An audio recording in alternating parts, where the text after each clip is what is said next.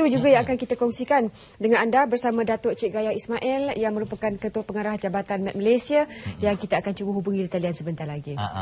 Dah ada di talian sekarang. Sudah pun. Ya. Jadi kita ucapkan selamat pagi. Selamat pagi, Datuk. Selamat pagi. Assalamualaikum warahmatullahi wabarakatuh. Waalaikumsalam. Datuk sihat, Datuk? Sihat walafiat. Alhamdulillah. Datuk, sekarang ni lah kita tengok keadaan cuaca, Datuk. Pagi dia punya bahang toleh macam, kemudian petang semakin hujan. Kalau bila bercakap tentang perubahan, apa sebenarnya? Berubah dari situasi apa ke situasi apa, Datuk? Okey. Macam negara kita Malaysia, kita ada dua monsun utama. Okey, sekarang dinamakan tempoh peralihan monsun. Di mana sebelum ni kita mengalami monsun timur laut dan kita akan orang kata berubah kepada monsun barat daya. So di antara keduanya itu dipanggil tempoh peralihan monsun. Yang sekarang kita ni lah yang kita telah bermula pada bulan Mac hari itu, ujung Mac dan dijangka berakhir pertengahan Mei nanti. Dipanggil tempoh peralihan monsun. Jadi Datuk, adakah perkara ini melibatkan seluruh Malaysia ataupun di Kuala Lumpur saja? Kerana kadang-kadang kalau saya menyimak dengan ahli keluarga di negeri-negeri lain, mereka kata tak hujan pula, hari-hari tak hujan langsung. Okey, dia cuaca kita melibatkan seluruh negara, tetapi untuk yang tempoh peralihan monsun ni dia lebih orang kata lazim cuaca dia adalah cuaca ribut petih. Hujan lebat di sebelah tengah hari, kadang-kadang hingga ke senja dan awal malam. Dia lebih orang kata cuaca yang semasa ni dia lebih memberi kesan kepada negeri-negeri di pantai barat semenanjung, berbanding dengan negeri-negeri lain lah. Untuk makluman, ketika tempoh inilah negeri-negeri di pantai barat semenanjung Malaysia mendapat hujan yang paling banyak berbanding bulan-bulan lain lah.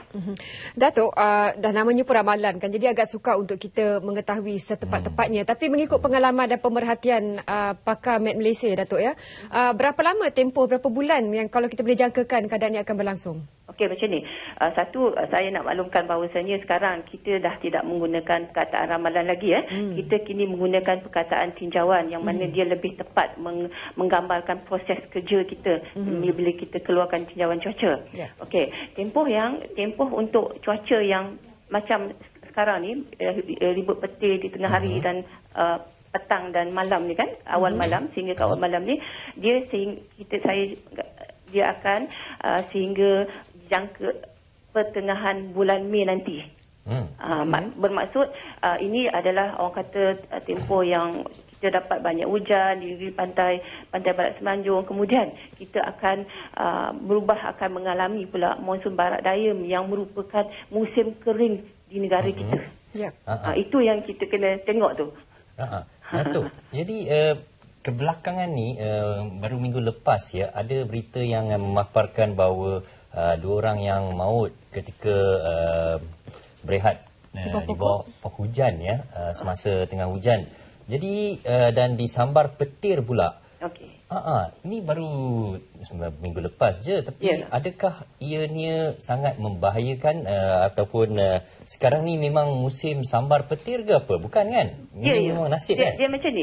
Apabila kita kata ribut petir, itu bermakna dia musim itulah akan berlakunya kejadian ribut petir kalau kita tak mengambil langkah-langkah keselamatan yang sepatutnya lah. Contoh macam Encik Stephen katakan tadi kan, kita tidak boleh berlindung di bawah-bawah pokok yang pokok tu macam isolated, maknanya dia tak banyak pokok Yang paling baik adalah kita berlindung di dalam bangunan, kalau tak ada bangunan dalam kereta. Ini merupakan antara orang kata disambar petir tu sebab kita ada ribut petir yang berlaku. Cuaca tu adalah cuaca ribut petir yang ada kilat. Itu yang bahaya tu.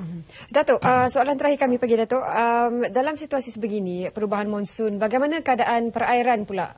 Sejauh mana ia memberi kesan kepada mereka yang mencari sumber pendapatan di kawasan perairan? Okey. Kalau untuk yang ribut petir dia lebih kepada orang kata yang macam saya cakapkan tadi, yang cuaca ribut petir di negeri pantai barat. Dari segi perairan, perayaan kita, cuaca yang lebih memberi kesan kepada perayaan adalah semasa tempoh monsun timur laut yang baru lepas. Ingat tak? Di mana laut sentiasa bergelora dan nelayan dinasihatkan supaya tidak ke laut. Itu tempoh yang paling bahaya kepada nelayan-nelayan, terutamanya nelayan-nelayan di pantai timur semenanjung Malaysia. Ketika ni kiranya berlaku yang kita kata ribut petir ni, dia boleh berlaku di daratan dan juga di lautan. Apabila berlaku di lautan, dia bahaya tu sama. Kalau kita berada di air, kalau kita tengah berenang ke apa kan, kalau berlaku saja kita nampak berlaku ribut petir, cepat-cepatlah kita naik ke darat. Sebab lebih bahaya berada di dalam air berbanding di darat. Baik.